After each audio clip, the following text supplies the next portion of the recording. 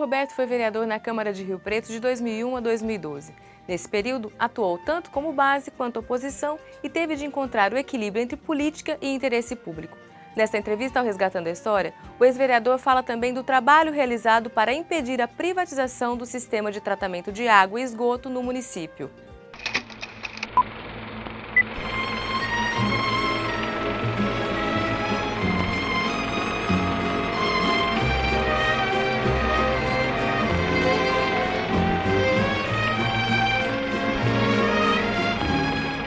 Eu nasci na Grande Ipiguá, né? Na verdade, quando eu nasci em Ipiguá, era distrito de Rio Preto. E daí, na verdade, hoje no meu RG consta como município, né? Porque como passou a ser município, acho que numa das vezes que eu renovei o RG, acabou aparecendo nascimento em Ipiguá. E, aliás, tenho parentes lá, uma cidade que eu gosto, né? Então, daí eu vim para Rio Preto com 6 anos de idade. E daí não saí mais, né? Porque quem vem para Rio Preto dificilmente sai de Rio Preto. A não ser trabalhei fora um pouquinho, mas sempre circulei aqui, né? Sempre estive em Rio Preto. E o início, né, da política, na verdade eu iniciei participando de uma associação de moradores do meu bairro, onde eu moro ainda, que é o Cidade Jardim, em 93, nós criamos a Associação de Moradores e daí nós começamos a participar, reivindicar as questões do bairro, unidade de saúde, área de lazer, melhorias, né? Em outras questões também, em relação a ônibus, iluminação, aquela coisa que é natural, que todo bairro, né? Todo morador de um bairro quer, né? Eu cresci aqui na Vila Diniz, né? Ali eram ruas de terra, era uma delícia, né? A gente reunia os amigos no final da tarde para bater uma bolinha na rua. Era a época que tinham muitos campinhos, né? Tipo na Avenida Muricy de Once, ainda não havia asfalto e ali tinha um campus onde nós brincávamos, normalmente no final de tarde, era era o nosso ponto de encontro, né? Então eu cresci ali na Diniz. Minha mãe ainda mora na Diniz, na Vila Diniz, praticamente há 50 anos, minha mãe mora lá, a dona Ana, e nós crescemos ali. Eu tenho mais 4 irmãos, né? Nós somos em 5, são 4 homens e uma mulher, Ana Maria. A minha infância foi ali, praticamente eu sempre morei, né, ali, depois casei com Maria Helena e tenho 30 anos já de casado e há 22 anos eu estou morando no Cidade Jardim, né, que é o lugar que eu escolhi realmente para morar e adoro lá. E daí a gente tem toda, né, uma relação ali com o bairro, com a região, mas tenho, como é natural todo político, né, e comigo não foi diferente, aprendi a gostar da cidade, admirar a cidade, a ter contatos com pessoas de todas as regiões da cidade, região norte, né, sul, leste e oeste. Então, acho que é isso, né? Acho que ter podido estar em 3 mandatos aqui na Câmara é um privilégio de poucos, né?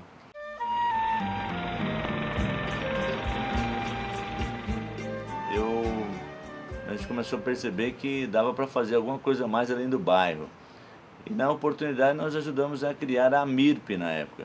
Hoje, como existiu, né, está bem apagadinho hoje, mas existiu o Fórum de Associações de Moradores. Antes havia a MIRP, que era a Associação Amigos de Rio Preto, né, na época encabeçada pelo Paulo Dodge, Walter Fernandes e outras figuras, né, que contribuíram. Eu fui vice-presidente da MIRP, também com o Carlos Alexandre, enfim. E daí começamos a participar um pouco mais da vida da cidade, né, das discussões políticas mais relevantes, importantes. Daí eu participei pela Associação de Moradores no Conselho da Assistência Social, isso antes de disputar a primeira eleição. Conselho da Assistência, depois no Conselho de Saúde, eu, né, reputo também. Nós fizemos um trabalho na época com o Júlio Caetano, né, e outros companheiros lá. Fizemos um trabalho legal e daí começamos a perceber que era importante ocupar um espaço maior, e esse espaço maior era estar na Câmara de Rio Preto. Também resisti um pouquinho na época, mas alguns amigos, né? Me lembro que o pessoal reuniu e falou: não, você vai ser o nosso candidato na próxima eleição. Isso lá em 98, por aí, porque eu disputei a primeira eleição em 2000. Então, na verdade, foi um processo de envolvimento que foi crescendo. Começou no bairro, passou para a cidade, né? E aí nós fizemos uma série de movimentos. Antes mesmo de estar aqui, fazendo a primeira disputa, eu me lembro que um dos grandes movimentos foi para que a nossa água não fosse entregue, na época, para a Sabesp ou para iniciativa privada. Na época nós coletamos pela MIRP 20 mil assinaturas, né? Foi um movimento grande. Eu sempre digo que sim, que hoje, né, os atores vão mudando e é interessante, é importante, né, que novas pessoas participem, mas, né, no passado recente também haviam movimentos, né, isso ajudava a cidade, ajudou a cidade, e daí a gente acabei optando por fazer uma disputa em 2000. Na época escolhi o PPS para fazer essa primeira disputa. Eu participei de uma disputa onde tinha na mesma chapa Cacau, Eni, Marco Rilo. E aí eu falei: bom, esses três eu não consigo bater, né? Estou começando agora. Então a minha meta era estar no quarto ou quinto lugar, porque também tinha um Ladeia, naquela, né, numa coligação que tinha o PPS, tinha o PT, né, esses dois partidos fortes. E daí fomos para a disputa. Eu fiquei em quinto, realmente, fiquei na primeira suplência, depois do Ladeia, mas como naquela oportunidade a gente estava com o Edinho, né, que ganhou a eleição, ele puxou o Marco Rilo e o Cacau para serem secretários, e eu vim para a Câmara já no comecinho do mandato, em 2001, e daí fiquei 6 meses fora no primeiro mandato, por conta da volta do Cacau. Enfim, então foi esse o meu começo, primeiro mandato. E daí nós, né, fiz um segundo mandato e um terceiro mandato.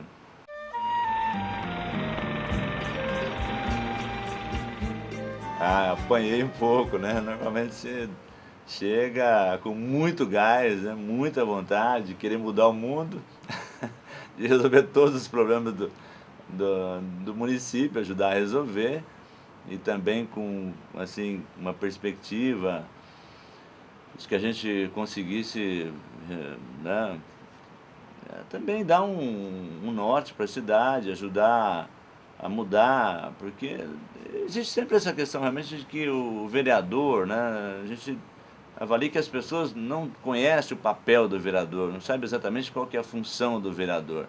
Também há uma cobrança, né, em cima disso, daquela questão muito pontual, mas a vontade era, assim, de dar a melhor contribuição, né? E daí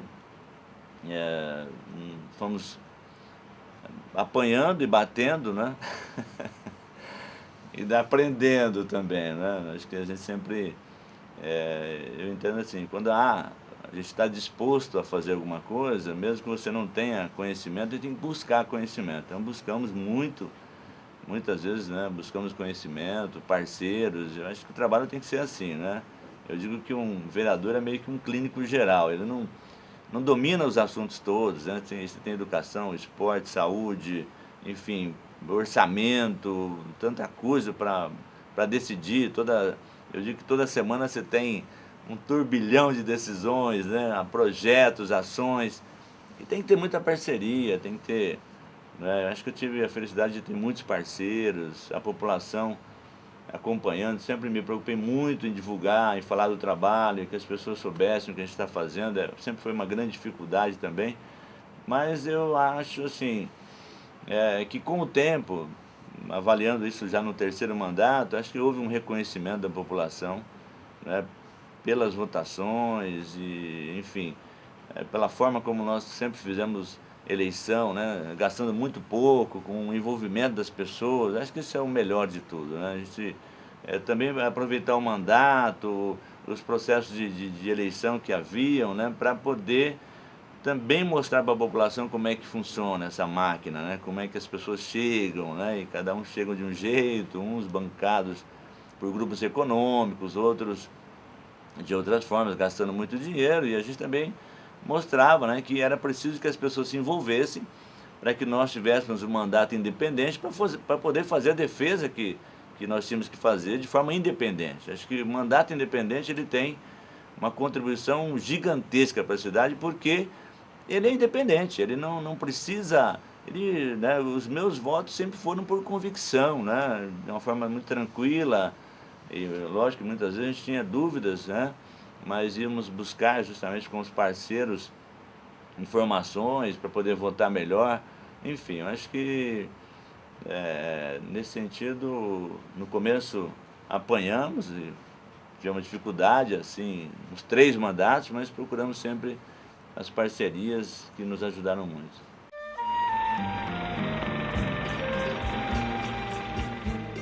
Hoje, o que eu destaco foi uma luta para que o nosso tratamento de esgoto acontecesse e que não houvesse a privatização do sistema de água e esgoto. Acho que essa foi a maior luta, o maior ganho, porque ele beneficiou todo morador de Rio Preto. Eu digo que muita gente não sabe, muita gente não tem ideia dessa luta, muitas pessoas são, assim, de uma certa forma, beneficiadas por essa luta, que não foi só minha, mas que eu tive uma participação importante. Foi exatamente evitar a privatização que se pretendia por 30 anos. Então eu digo assim, se houvesse a privatização, as pessoas estariam pagando muito mais pela água e esgoto, todo morador paga, não é? Então a minha conta, por exemplo, eu pago por mês lá, em média, R$80. Se tivesse privatizado, certamente eu pagaria aí hoje no mínimo R$120, R$130.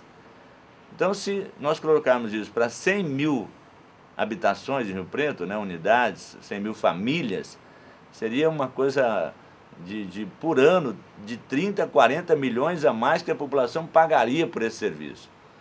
Então nós queríamos o tratamento de esgoto, mas nós defendíamos que ele não fosse privatizado, porque ficasse sob o domínio do município, sob o domínio do SEMAI, que é uma autarquia que é do município.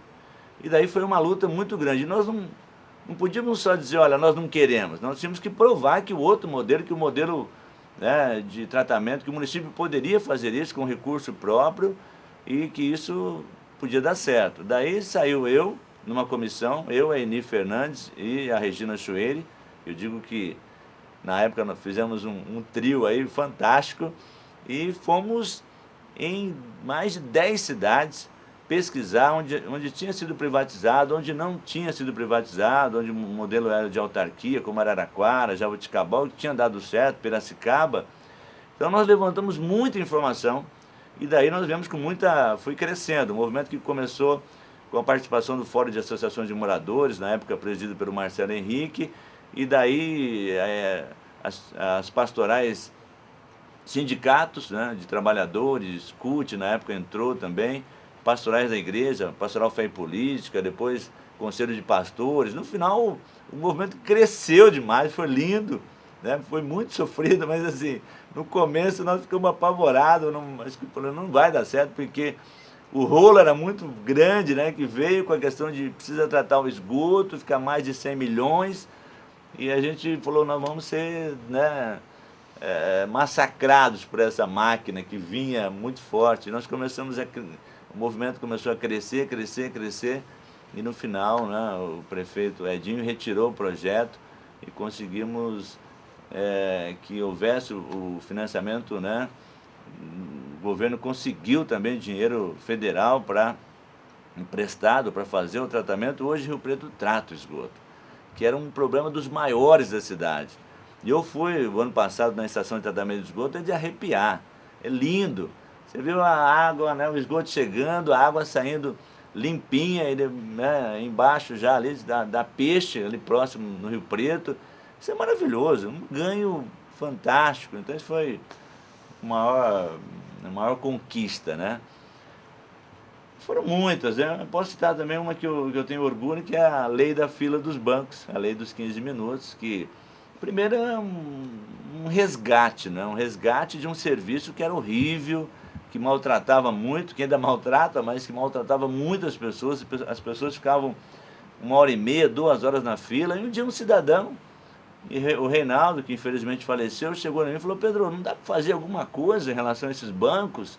Dá para estabelecer um período, um horário para que o banco atenda os clientes? Eu falei: olha, vamos avaliar, vamos ver, vamos atrás. E daí comecei a pesquisar, foi um projeto também assim, lindo, em termos de participação, envolvimento do sindicato dos trabalhadores, né, dos bancários, na época Procon, chamamos até os banqueiros para discutir. Daí fui em cidades que tinham, Bauru, Mogi Mirim, na época que tinha lei, uma lei que a gente queria avaliar também. E daí, isso foi no início do primeiro mandato, 2002, por aí, mas não virava porque não havia o reconhecimento de que nós pudéssemos legalmente estabelecer esse tempo. Mas fomos, demos entrada na lei, a coisa caminhou e ficou meia parada, porque não avançava no aspecto legal. Em 2005, que foi o segundo mandato, no início, um tribunal, acho que foi o TRF, um tribunal superior, reconheceu que as câmaras poderiam estabelecer o tempo de espera na fila. E daí a gente já estava com tudo pronto, né? Pegamos aquilo que já estava tudo pronto, demos entrada em 2005, foi aprovado em 2005 a lei, que estabeleceu os 15 minutos, né, de espera nas filas de banco, e daí depois nós até melhoramos, criamos a questão da senha, que não estava bem feita. Eu acho que a nossa lei, assim, sem demagogia, acho que é uma das melhores do país, tanto é que ela foi copiada por muitas cidades, nós sabemos disso, pessoas me ligavam de outras cidades, até de outros estados, né, e essa lei virou uma febre no Brasil. Então, e hoje, eu acho que assim, em termos de resultado, está muito claro aí. Os bancos já foram multados em 18 milhões. Os bancos têm vamos dizer assim, essa dívida para com o município, já recolheram, já entrou no caixa mais de 7 milhões. Então foi uma lei que deu um resgate para as pessoas, resgatou o direito de elas serem bem atendidas nos bancos. Ainda há problemas, a gente sabe disso. E além disso, traz um recurso para o município, 7 milhões, o que já entrou, dá para construir várias escolas, várias unidades de saúde. Então, assim, foi um ganho muito grande. Uma outra questão importante também que nós conseguimos, que eu digo que foi o único vereador que conseguiu, foi trazer uma escola do Estado para Rio Preto. Nos últimos 15 anos, o Estado só construiu essa escola que está lá no São Marco, que é uma escola de ensino fundamental, médio fundamental, é uma escola que o Estado investiu ali em torno de 5 milhões e que atende a região ali da Vila Azul, loteamentos regulares, né, que estão ali próximos, o próprio Cidade Jardim, São Marco, aquela região. É uma escola padrão e é a última construída aí nos últimos 15 anos. Eu fui a São Paulo, num trabalho em parceria com a Associação de Moradores na época, né, encabeçados pela Sueli, pelo Clóvis. Daí fomos a São Paulo com a Maureen, que era vice-prefeita, teve uma participação importante, e fomos lá falar com o Selmi, que era, na época, coordenador de ensino do interior do estado, e fomos muito bem atendidos, fizemos todo um trabalho, foi uma luta de anos. E está lá uma escola linda, maravilhosa, atendendo milhares de alunos. Então, foi um ganho também muito grande. Acho que eu destacaria esses, né? Foram muitas lutas. Hoje, por exemplo, a tribuna, o uso da tribuna só podia uma vez por mês, né? E nós ampliamos para todas as sessões. Então, foi um ganho também onde as pessoas vêm aí, né? Usa a tribuna, expõe as suas queixas, os seus, né, também. A gente tem recebido aí na tribuna muita gente falando de assuntos diversos. Também nós tivemos essa oportunidade. Fora muitas pegadas, aí, CPIs que nós fizemos. Me lembro do SEMAI, que foi maravilhosa, né? Uma CPI de muito holofote. A imprensa estava todo dia em cima, era TV, rádio, jornal. Foi uma grande contribuição. Às vezes hoje a gente fala que a CPI do SEMAI, né, e aqueles que participaram tiveram a maldição da CPI, que alguns não foram reeleitos, eu fui, mas eu acho que ela deu uma contribuição enorme para a organização da autarquia. A autarquia era uma bagunça, nós chegamos a lacrar salas com documento, que era tudo misturado, janeiro com dezembro, ordem de serviço, foi Eu entendo que houve uma roubalheira danada por conta dessa desorganização do SEMAI e demos uma contribuição muito grande. Então, assim, foram muitas pegadas, envolvimentos com associações, com outros movimentos, em defesa, né, das pessoas com deficiência. Criei uma comissão permanente de discussão, né, em relação à pessoa com deficiência. Foram muitas lutas e muitos questionamentos, valeu a pena.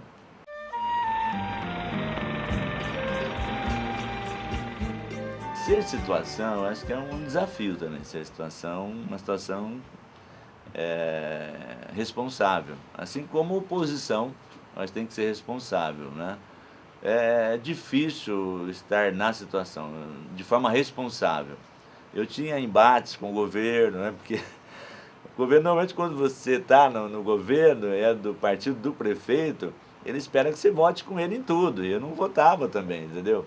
Tanto é que o projeto da privatização era do Edinho, e eu discordava, e a gente também não queria só discordar por discordar, como eu falei, a gente tinha que ter argumentos, e fomos buscar os argumentos. No final, o próprio Edinho cedeu e tirou o projeto. Então foi uma luta contra um projeto do próprio governo, né, que era do meu partido, mas eu tinha que ter argumento. Acho que o que eu sempre procurei fazer é isso, ter argumento. Quando você tem argumento, faz a luta com argumento, ela fica mais tranquila, né, mesmo que você esteja indo contra uma proposta que é do teu prefeito, que é do teu grupo, entendeu? Então, acho que é um pouco mais difícil, é difícil também.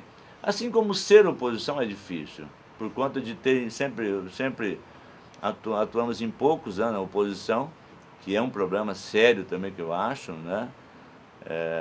Porque a situação, ela muitas vezes ela vem, a gente chama de rolo compressor, vem com tudo, não dá oportunidade para debate, né? Para debate, então isso cria uma dificuldade muito grande para a oposição, e a oposição sempre vamos dizer assim, maltratada pelo governo, em demandas, mas eu acho que é o melhor, eu acho que é o melhor papel que um parlamentar pode fazer. Eu hoje avalio dessa forma, né? É difícil você ter... algumas vezes você tem uma pessoa que é situação e que consegue promover um espaço para o debate, entendeu? Então acho que isso é o grande nó aí do processo, né? Eu espero que Rio Preto tenha um equilíbrio. Eu acho que o ideal seria isso, ter uma Câmara com metade situação, metade oposição. Porque aí dá para discutir orçamento, dá para discutir os grandes temas. Nós, por exemplo, não conseguimos discutir com mais amplitude a questão da rodoviária. Rio Preto não tem uma rodoviária, a rodoviária de Rio Preto é horrível, no sentido do tamanho da cidade, né, e do que ela proporciona para a população. Então, e por que Rio Preto não tem uma rodoviária, né? É uma pergunta interessante para ser respondida pelo governo, entendeu? Porque o processo da rodoviária que se pretendeu hoje era de entregar em concessão, e eu acho que tudo bem, podia ser uma concessão. Então, sendo concessão, não vai ter investimento do governo municipal. Não tendo investimento, qual que é o problema? Onde pega isso, né? Aí é que tá. Por que né, a coisa não caminhou, não evoluiu? Eu acho que se tivermos uma Câmara com igualdade, né, metade, eu digo, uma Câmara com 17, eu digo que se nós tivermos 7 oposição, já dá para fazer todo tipo de debate. Só que eu acho que a população ela não consegue, ela quer uma Câmara legal, com gente boa, gente que faz o debate, mas na hora de votar ela não tem como avaliar isso. Bom, eu vou votar no fulano, ele vai ser oposição, ele vai ser situação, então eu acho que isso é uma coisa difícil, eu teria que ter um movimento, quem sabe aí a sociedade está melhor organizada para, não só para votar bem, escolher bem e depois também acompanhar, né? A gente percebe aí, há movimentos, hoje o Vergonha em Rio Preto, outros movimentos que cobram, né? Acho que isso é o melhor, as pessoas cobrarem, estarem cobrando, acompanhando o mandato de cada vereador.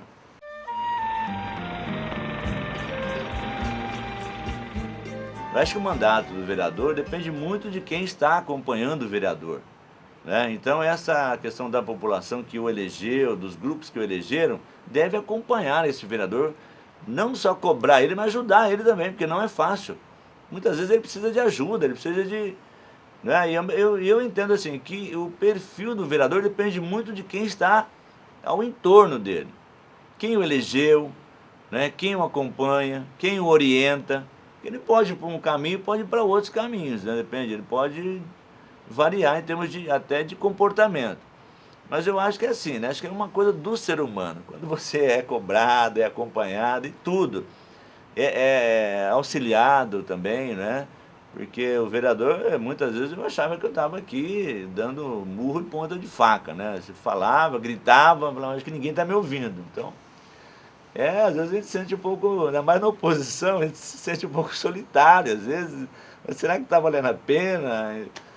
Mas vale sim, eu acho que no final eu posso dizer que, primeiro que eu fiz sempre tudo com muita tranquilidade, né? De consciência, né? De realmente, né? De ter feito aquilo que tinha que ser feito. Se não fiz melhor é porque tem uma limitação, né? Isso é natural, né? A gente vai aprendendo e crescendo, enfim.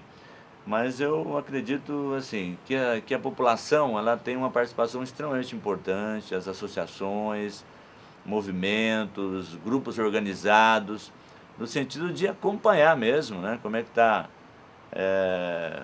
como é que cada vereador está se comportando, e mesmo que a pessoa não tenha votado, aquele grupo não tenha votado naquele vereador, pode cobrar, porque eu, enquanto, né, quando eu tenho mandato, eu estou a serviço do povo, sendo pago pelo povo. Então o povo tem todo o direito, mesmo não votando em mim, de me cobrar, de me abordar, de me ligar, de passar e-mails, de, sabe, fazer sugestões. Eu acho isso, assim, que essa participação da população, quanto mais intensa, melhor, né, certamente, para o desempenho do mandato e melhor para a cidade.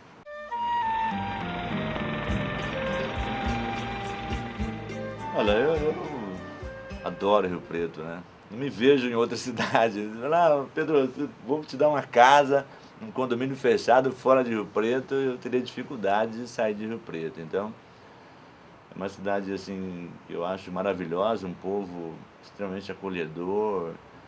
E o que eu vejo em Rio Preto é que Rio Preto é uma cidade que não é uma mega cidade em termos tem um pouco mais de 400 mil habitantes, mas é uma cidade com problemas de cidade grande, né? E esses problemas estão aí, alguns são mais visíveis, que é a questão do trânsito e da mobilidade. Acho que é um grande desafio para esse governo, para os próximos governos, que eu entendo assim, o que o morador quer? Ele quer morar numa cidade que tenha recursos tal, e que ele tenha uma qualidade de vida, né, melhorada. Se a gente perguntar para o morador, e não é difícil, né, qual que é a melhor Rio Preto? A Rio Preto de hoje ou de 15 anos atrás? Talvez a maioria diga que é de 15 anos atrás, porque era uma cidade mais tranquila, você circulava com maior tranquilidade, os ônibus não eram tão lotados, né? As filas nas unidades de saúde não eram tão extensas, você entendeu? Então, eu acho que esse é o grande desafio da cidade. É uma cidade bonita, tem uma infraestrutura razoável em termos de atendimento na área da saúde, de prestação de serviços, que acho que é um forte de Rio Preto, né? A área de serviços ela é muito forte. Mas eu acho que o grande desafio é um crescimento daqui para frente de forma que a gente chama sustentável, mantendo a qualidade de vida da população. Então por exemplo, um dia eu vi um morador, estava no centro, dizendo, olha, eu tenho que ir para casa agora e vai ser um inferno, eu vou ter que pegar esse trânsito. Quer dizer, então a pessoa, normalmente ela fica preocupada desde o momento que ela sai da sua casa, né, e até o momento que ela volta para casa. Então, eu acho que esse é o grande desafio, mas é possível, né? Nós temos uma proposta interessante na questão da mobilidade, usando aí um sistema usando até os trilhos para transporte, né, a gente chama de superfície, né, o VLT. Acho que acho que grande vantagem é que hoje há tecnologia, há mecanismo para você melhorar as coisas, né? Mas eu acho que uma cidade, quando cresce também, os problemas vão ampliando, né? Eu acho que é o grande desafio daqui para frente é de manter a qualidade de vida da população no que diz respeito à mobilidade, no que diz respeito ao atendimento, assim, mais daqueles que precisam do atendimento da saúde, Na questão da educação, sempre tentar melhorar o atendimento, né, nas escolas, valorizar os professores. Eu acho que tem uma questão que é muito importante, que eu acho que é na educação, né? Nós temos que dar um salto ainda que nós não demos. Acho que eu discuti muito essa questão da educação, o ensino infantil, nós temos problemas seríssimos, né? Então, acho que tem muita coisa por fazer ainda. Por isso que eu não pretendo parar, né? No sentido de continuar discutindo a cidade, continuar participando, com mandato, sem mandato, né? De uma forma direta ou indireta.